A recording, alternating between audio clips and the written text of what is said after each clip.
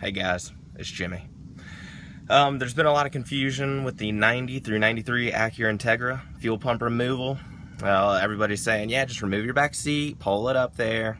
It's not so. It is not so. That is the fuel sending unit.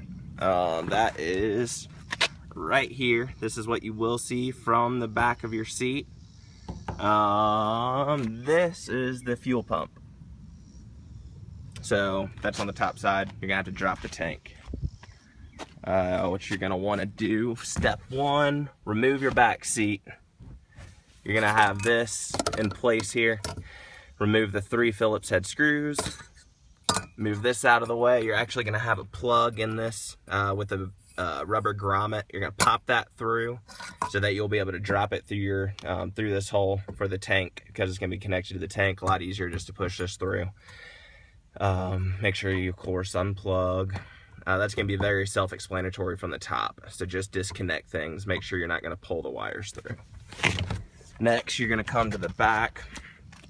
There's a few spots that you want to make sure you get. Before you even start removing the bands for the fuel tank, go ahead. There's a plastic dust cover. I think it has like 3 10mm bolts, 2 plastic Phillips screws. They're probably going to strip, so after you get the bolts out, you can just yank that thing out of the way. Makes it a little easier. After you do that, you'll be able to see more of the gas lines. Remove your filler tube here. It's the fat tube. Pull that, there's a little screw clamp.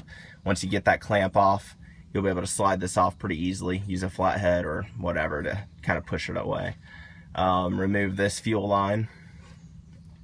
And then once you go towards the front of the car, you'll see right there, I removed that tube and that tube. And then next thing I'll do, there's one more thing that we're going to have to release, but what you're going to want to do next is go ahead and loosen these. You might want to use like a crescent wrench on top on this bolt, or on this nut. There's going to be another nut right here, and then the bracket in the middle. You'll be able to see that quite easily. So it's going to look like that, and then there's going to be a nut on this side. 12mm deep socket. It's a pain if you don't have a deep socket, because it definitely will not work.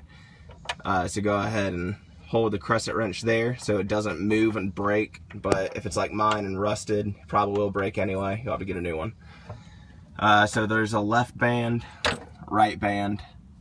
Undo both of those, and then put a jack or something. If it's empty, the gas tank is empty, and you can do that because there's a little bolt on this side, just like an oil pan. Drain the tank. It's not going to be that heavy coming down. Just be careful, don't break it or anything. Or if it's rusted out, whatever. Don't get a hole in it is what I'm saying. Anyway, you're going to drop that, and you're going to have this tube running back. Where is it? There we go. You're gonna have that one right there. This is gonna be on top of the fuel pump. I think it's a 17mm. So undo that. Once the tank is down, you'll be able to see it a little bit. That's gonna be the only thing really holding the tank still on. So hopefully it doesn't fall too much. That's where the jack will come in play, so this doesn't tear. And then once you have that done, you are good to go, and take your fuel pump out. So no, you can't pull it from the back of your seat. I'm sorry, second generation owners.